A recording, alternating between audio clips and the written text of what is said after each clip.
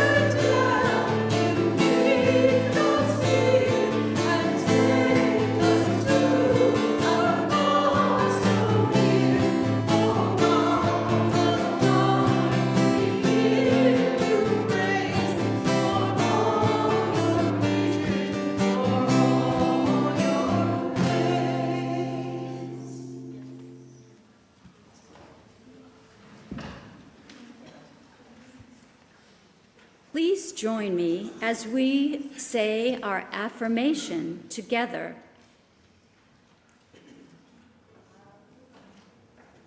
Oh, it's not shown there, so they are also in your order of service. Love is our doctrine, compassion is our way. Here we seek to create a joyful home for free religious exploration, build a community of caring fellowship, nurture the hopes, and serve the needs of our world. It is our tradition to light 3 chalices to focus our appreciation both inward and outward. The first chalice is for our congregation here at UUCS. The second is for our sister church in Szymanfalva, Transylvania. The third is a lantern for children and youth here and beyond, who are the seeds of the future. I invite you to reflect on these wavering flames as they might have appeared to our far distant ancestors, something magical, life-saving, spiritual, fearsome, comforting. What do these flames mean to you? Do they connect you to the past, to this community, to your spiritual self? May they, in one way, symbolize the potential for each of us to thrive personally and in community. So let's sing those flames into life. Rise up, O flame, by thy light glowing, show to us beauty, vision, and joy.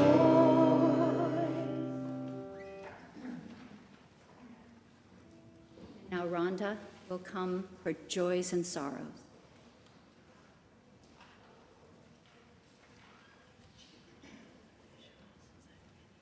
Good morning.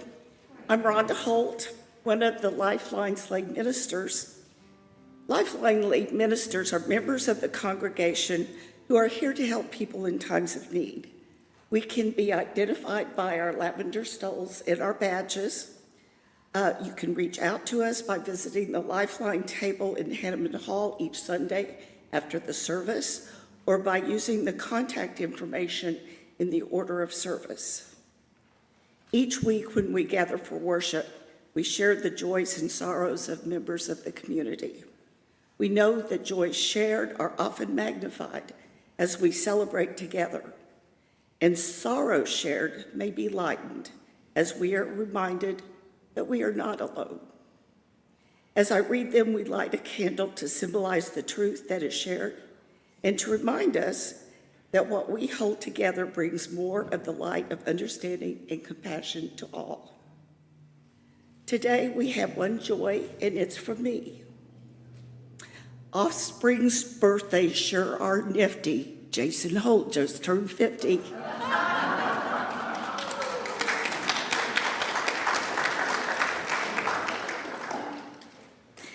And we light one final candle to remind us of the joys and sorrows carried in this community, which remain in our hearts.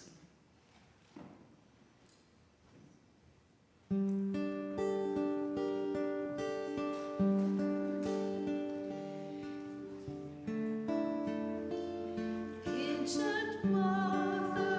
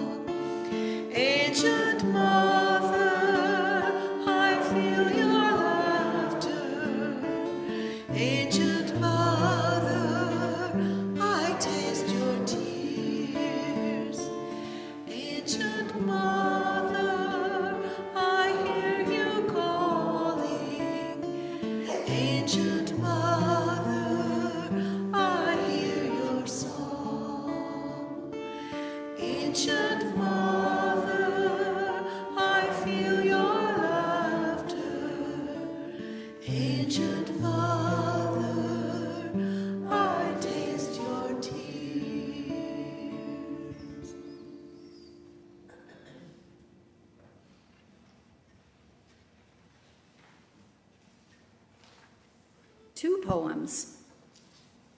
Number 1, a star in the sky. How many words and tears, what promises, what wishes made upon it. How many heart cries, for what endless years, what dashings off of verse and rhyme and sonnet. Yet to the clear mind, too, it signs from heaven. The Magi followed it with reverence. So did the navigators. Einstein even could not without some fixed stars make sense. Ah, to select a theme that once for all would captivate all men without exception. Saint, atheist, hero, coward, freeman, thrall, and then to realize one's high conception on the night's canvas with a dot, just one.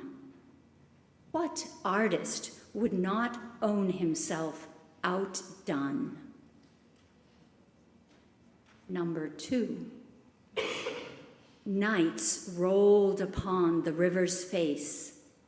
Volcanoes flared and overflowed, and ferns, which towered into space with Paleozoic flashes, glowed.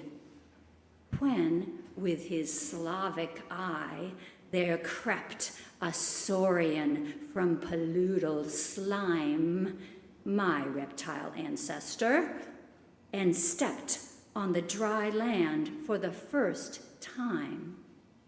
He did not then, of course, predict the spate of future generation, of linked phenomena in strict and indistinguishable relation, or me in that concatenation in whose world Planck and Bloch connect.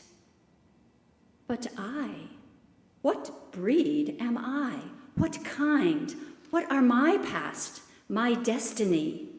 How should that far one be divined, whose modest forebear I shall be, whose world's pure miracle to me, whose deeds the manner of whose mind? Hundreds of years will pass, perhaps millions, and then he will be there, remembering us across that lapse, our strange third partner and our heir. And then what magic time will do. All distances will coalesce and all awareness flow into the heaven of his consciousness. From gray mist will materialize his predecessors, one and all, whatever their degree or size, no matter how obscure or small.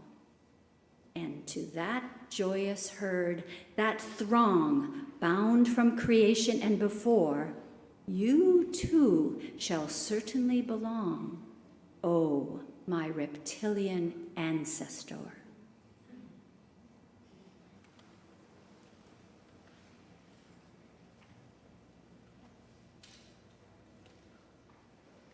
Thank you, Barbara.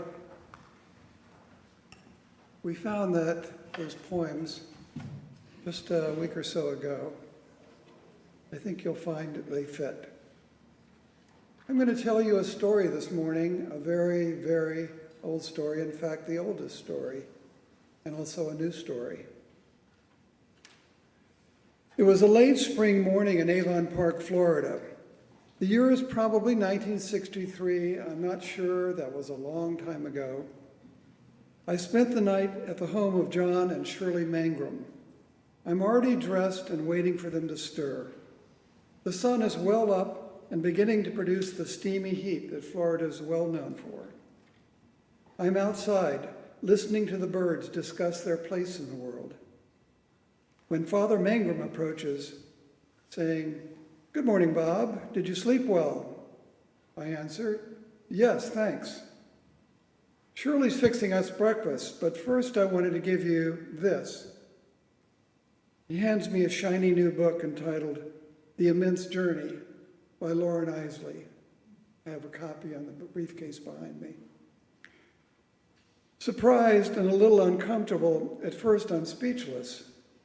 Finally seeing it as a gift, I say, thanks. Father Mangrum is an Episcopal priest from a nearby town who was helping us in our youth program at St. Paul's, Winter Haven. During these visits, he discussed new religious ideas like the use of jazz and folk music in church services.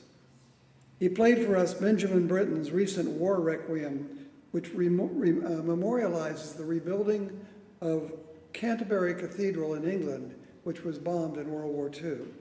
Maybe some of you have seen that. He introduced to us the role of the church in the civil rights movement that was going on at the time, and the ideas of theologians who were questioning religious dogmas. Those were heady times in the Episcopal Church, and I was drawn to them even as I was becoming an agnostic. But other matters led me to be with Father Mangrum that morning. Like many teens, I was moody and often unhappy. I withdrew, finding peace and distraction in books and thought. Worried about me, my mom asked this friendly priest if he could help. He invited me to come to their home. It was a good visit. I admired and respected Father Mangrum. He was interesting, kind, and had a sense of humor. So I welcomed his invitation to share my thoughts and feelings. He listened with curiosity and respect, interrupting rarely, and then only to ask a clarifying question. He saw me in my cave of loneliness and invited me out. Grateful I did. That weekend, I began reading The Immense Journey. I'd never experienced a book like it, and it changed me. Isley was an anthropologist and a nature writer, a rare combination of a scientist and a poet. He was also a loner, prone to introspection and private reflections. Reading his book was like listening to an older brother. I paid close attention. Isley had a way of finding in a natural object or a scientific fact a revelation of something deeper. Here's a sample. In the chapter entitled The Slit, Isley recalls an archaeological field trip where he encountered a skull. Above me, the sky became a narrow slit of distant blue, and the sandstone was cool to my hands on either side. The slit was a little sinister, like an open grave, assuming the dead were enabled to look one last look, for over me the sky seemed already as far off as some future century I would never see. I ignored the sky then and began to concentrate on the sandstone walls that led me into this place. It was tight and tricky work, but the cut was a perfect cross-section through perhaps 10 million years of time. I hoped to find at least a bone, but I was not quite prepared for the sight I finally came upon. Staring straight out at me as I slid further and deeper into the green twilight was a skull embedded in the solid sandstone. I had come just at the proper moment when it was fully to be seen, a white bone gleaming there in a kind of ashen splendor, water-worn and about to be ground away in the next long torrent. It was not, of course, human. I was deep, deep below the time of man, in a remote age near the beginning of the reign of mammals. I squatted on my heels in the narrow ravine, and we stared a little blankly at each other, the skull and I. In the beginning of The Immense Journey, Isley quotes William Temple, Archbishop of Canterbury in the Anglican Communion, saying, "Unless all existence is a medium of revelation, no particular revelation is possible." Temple, of course, was an Orthodox Christian who believed that creation revealed the nature of its creator, God. Isley, who did not share such beliefs, nevertheless wrote in his autobiography, "Ironically, I who profess no religion find the whole of my life has been a religious pilgrimage. Ivesley's lessons help prepare me for my own immense journey. One lesson is that the scientific discovery is always partly a personal encounter and a revelation of something beneath the bare facts of experience. In the chapter called The Slit, the skull of an ancient forebearer queries us in our own time, what is your story? How did you become what you are? Do you recognize me as an ancestor? Another lesson was that the scientific understanding of nature is not merely objective, it is also poetry. Did you know that the word poetry comes from the ancient Greek word poesis, which means to make? We come to understanding the world by making sense of mere sensations. Deeper understanding comes from careful observation, sensitivity to details, and imagination about relationships. There's an arresting passage in Albert Camus' essay, The Myth of Sisyphus, that alludes to the poetry of science. He writes, "You describe the world to me, and you teach me to classify it. You enumerate its laws, and in my thirst for knowledge, I admit they are true. You take apart its mechanism, and my hope increases. At the final stage, you teach me that this wondrous and multicolored universe can be reduced to the atom, and the atom can be reduced to electrons. All this is good, and I wait for you to continue.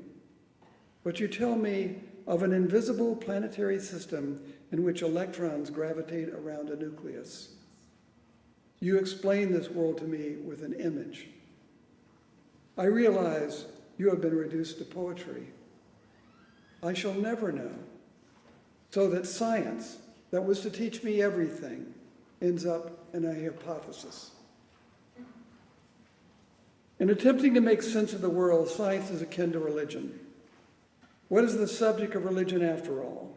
I would sum it up by saying it deals with our ultimate concerns and questions. Why are we here? Where did we come from? How should we live? What will happen to us when we die? Because these questions are ultimate questions, a productive response calls for sensitivity, care, and imagination. The Judeo-Christian stories of human origins are found in the Bible's book of Genesis, as you know. Despite its ancient pre-scientific origins, many still believe that Genesis is literally true.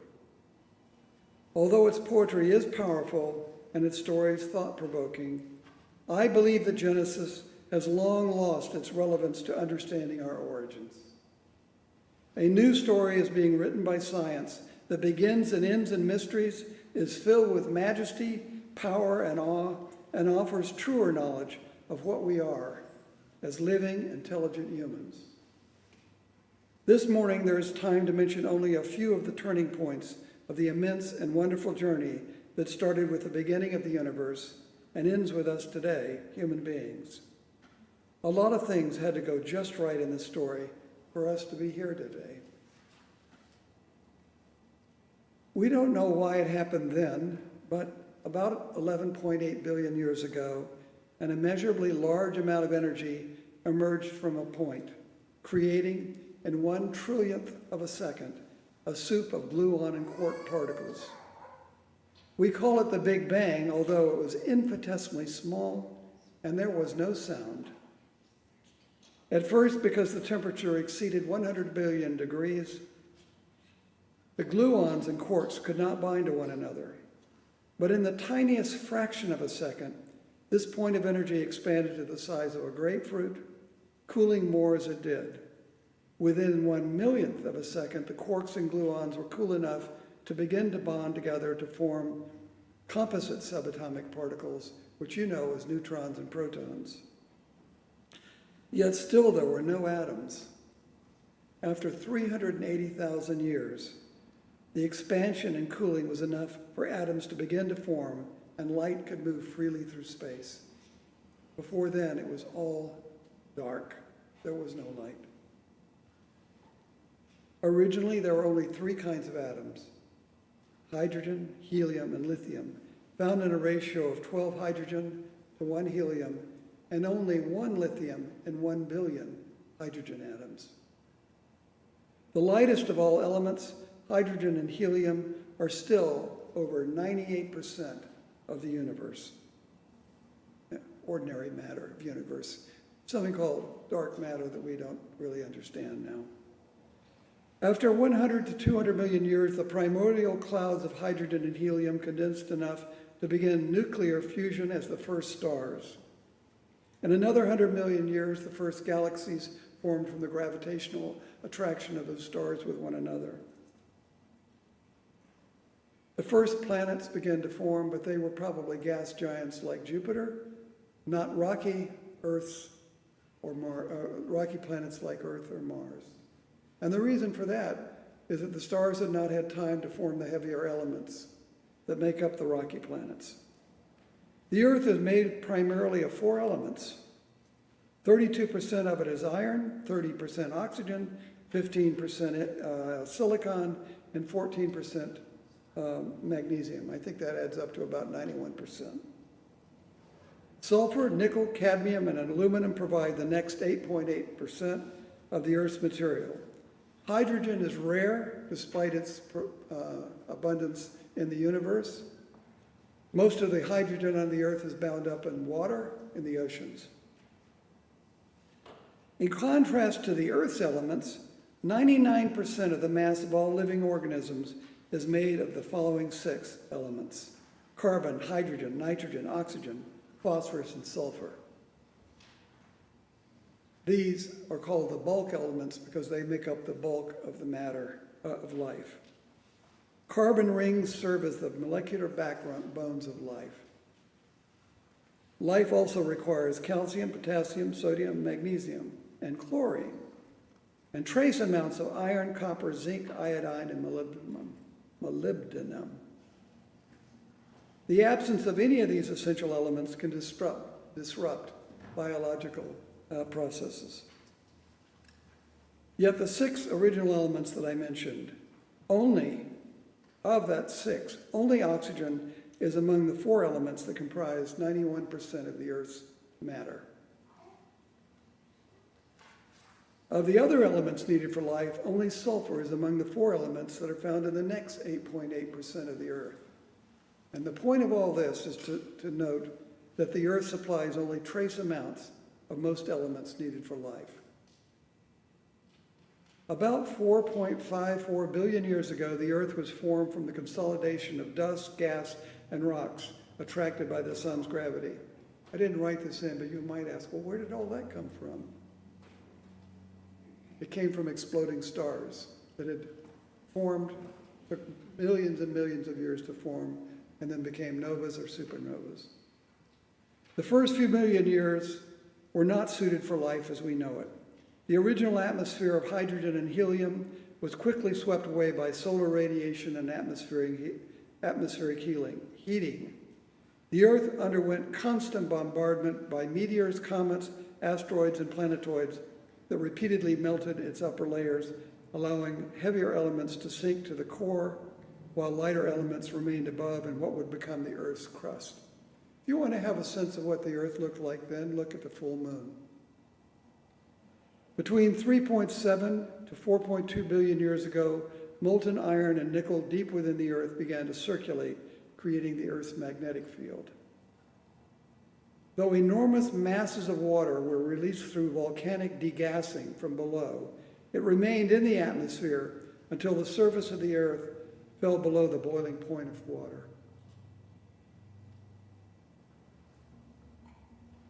Finally, about 3.8 billion years ago, after centuries of torrential rains, the planet's basins were filled with oceans. During this volcanism and rain period, a thick toxic atmosphere formed made of water vapor, carbon dioxide, nitrogen, and trace amounts of methane, ammonia, and hydrogen sulfide, but little, if any. The new oceans, seeded by organic compounds, formed from atmospheric gases and heated by active volcanism, provided the sources means, and location where life could begin. Scientists believe that the transition from non-living molecules to living organisms during the period from 3.7 to 4.3 billion years ago was not a single event, but a series of processes of increasing complexity, which involved the formation of a habitable planet for life as we know it, and the synthesis of organic molecules, and the eventual formation of membranes surrounding these molecular structures, which we call cells.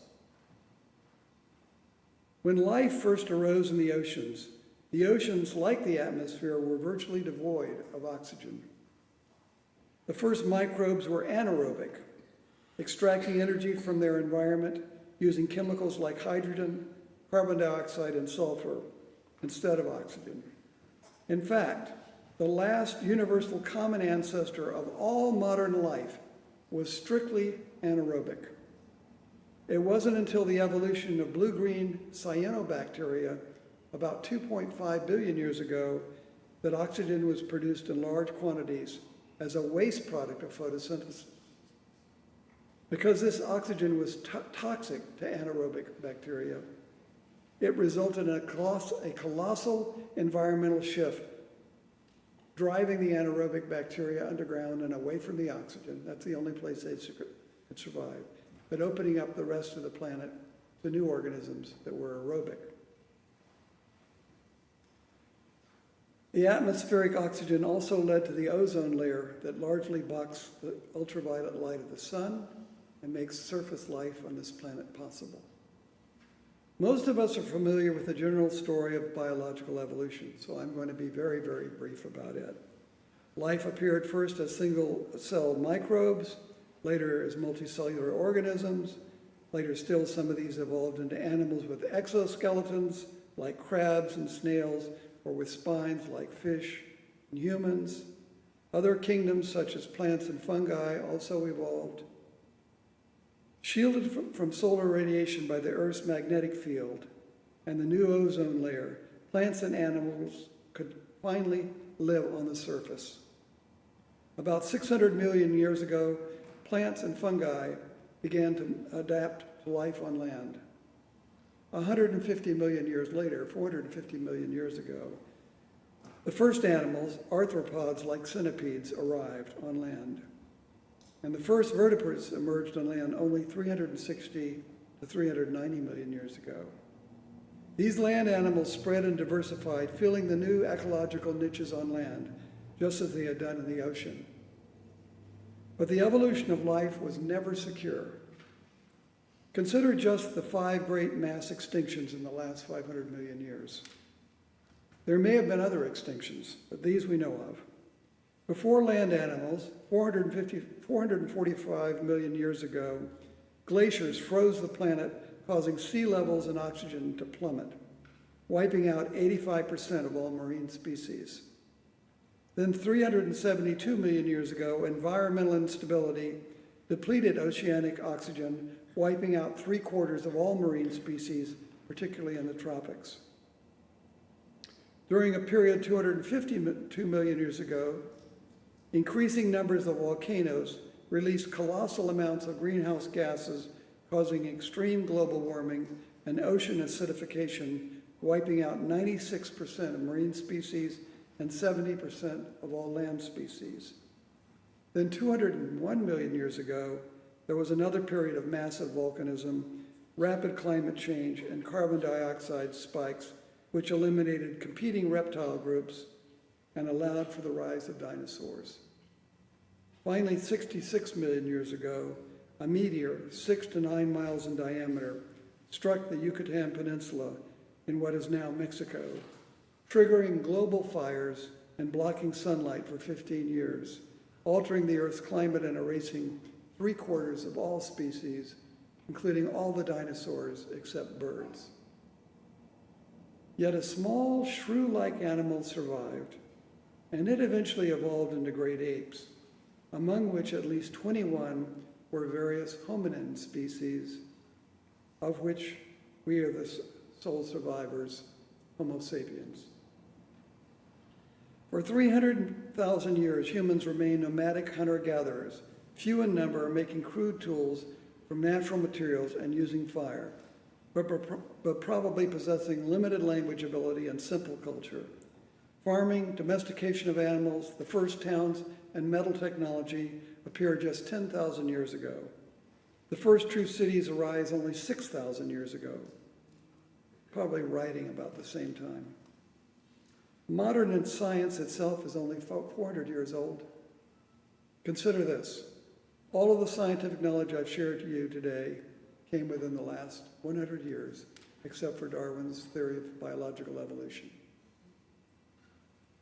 In 1925, we did not know that nuclear fission formed elements heavier than hydrogen and helium, nor that there were galaxies beyond the Milky Way.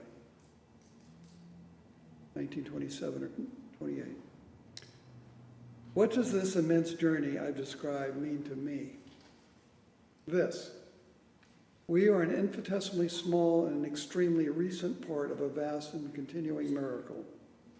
Nothing we have learned teaches us that the universe, the stars, life or complex life, let alone intelligent life, is inevitable. Most of this universe is gas. Most stars do not become the supernovas that create through nuclear fission the heavier elements necessary to life.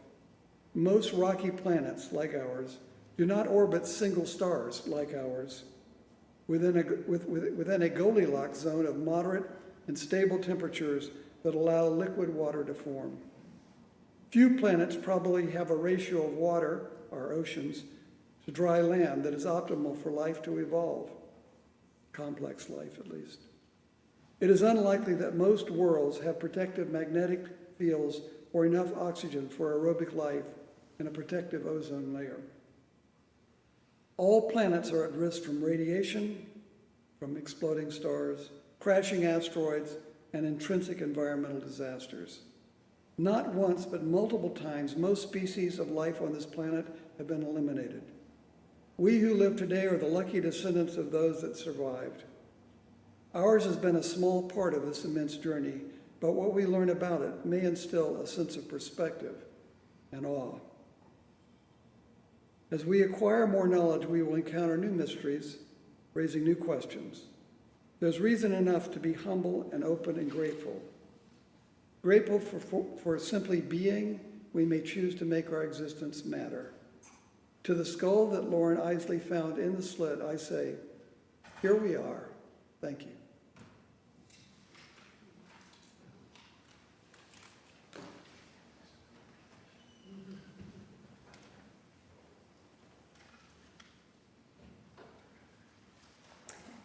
As you glide back down to Earth from Bob's tour of the universe and life's miraculous creation, know that you matter to our microcosm at UUCS.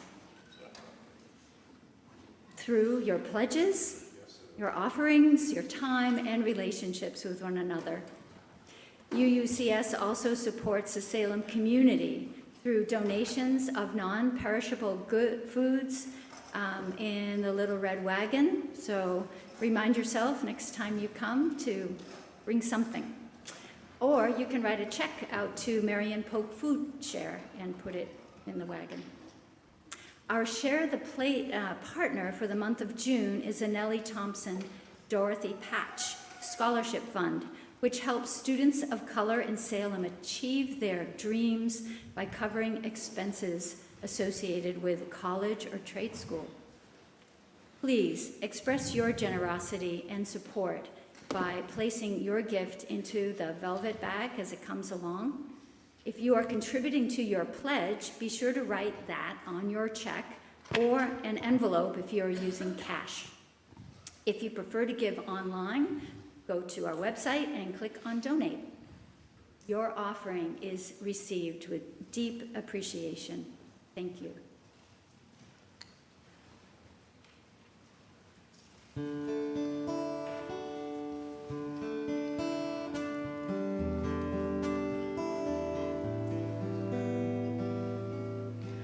On the corner, there's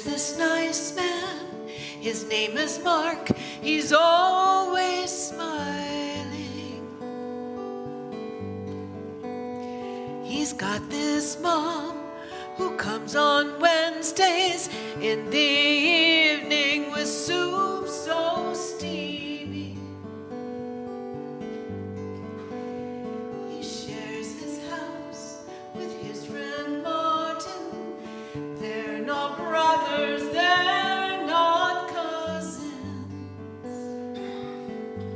My little girl wonders about these men. I take hold of her hand. I begin. Home is where the heart is, no matter where the heart lives. Inside your heart where love is, that's where you've got to make yourself at home. Across the yard live Deb and Tricia with their tools and ladders and their room addition. My kid yells over, "Are you having a baby?" They wink and smile, they say, "Someday maybe."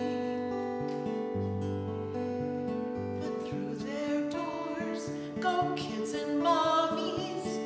Funny how you don't see the daddies go in. My little girl wonders about this house with no men.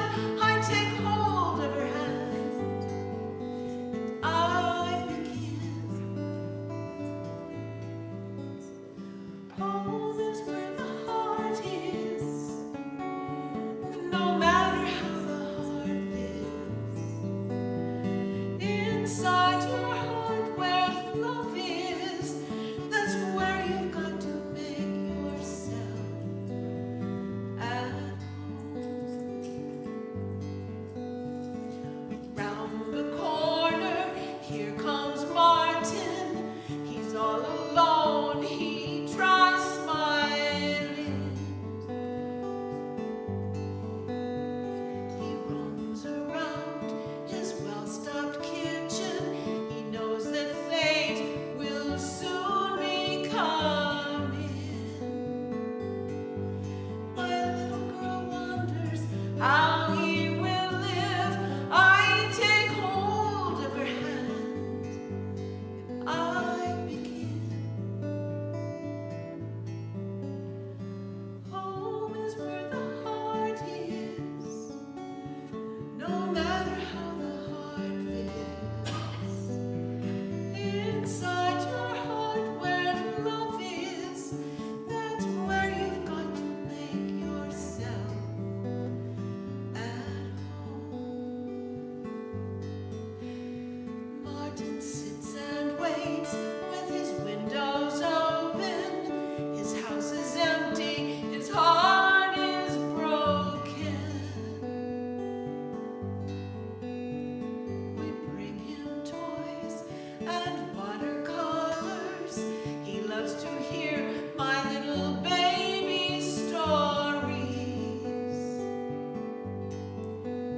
She's the gift that I share. She's his companion. She's the string on the kite. She guides him into the wind. My little girl wonders how he will live. I take hold of her hand and I begin. Home is where the heart is, no matter how the heart lives. Inside your heart where love is, that's where you've got to find yourself at home.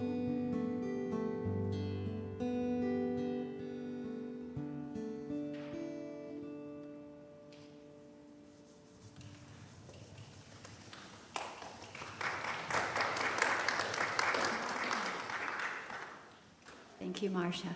Beautiful. Now is the time we light the social justice lantern, Bob will help me, to remind us that we are all kindred pilgrim spirits, and we are riding this ancient and awesome earth together, our blue boat home. Let us take care of her. And as we release the chalice flames, let your internal flame guide you toward kindness in the days ahead.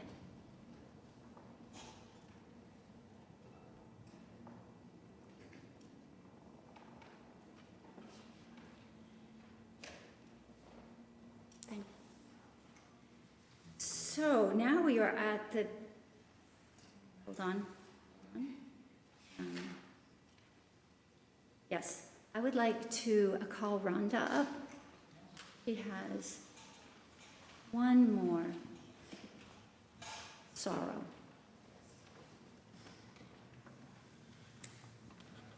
Joel Martin wrote, "I'm hurting as I type this on Tuesday. I lost a brother on Saturday.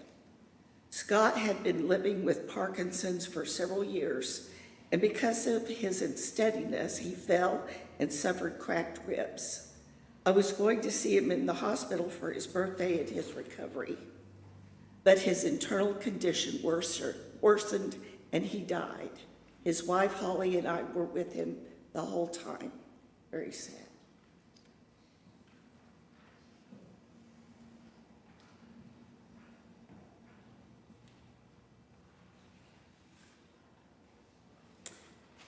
All right. Well, now we are at the point of announcements. Please join us for coffee after the service and refreshments and lots of good conversation.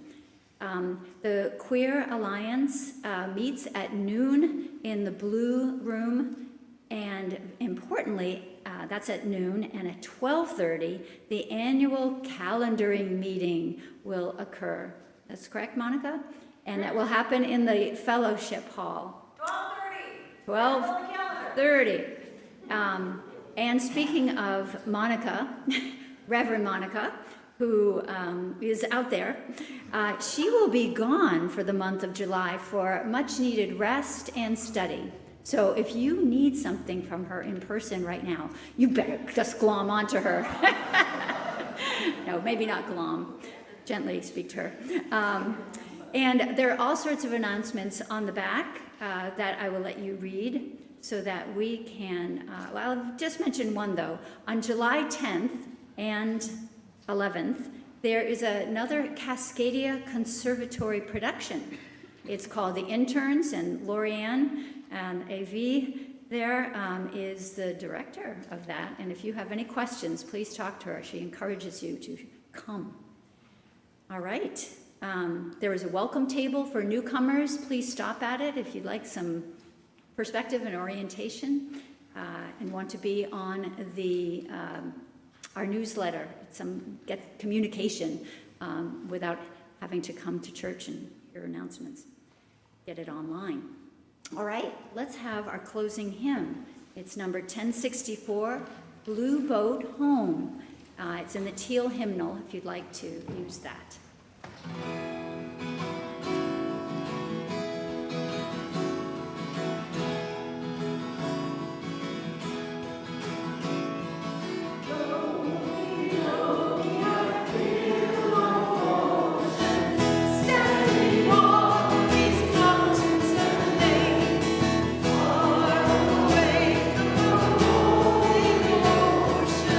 Still I try that heart can say.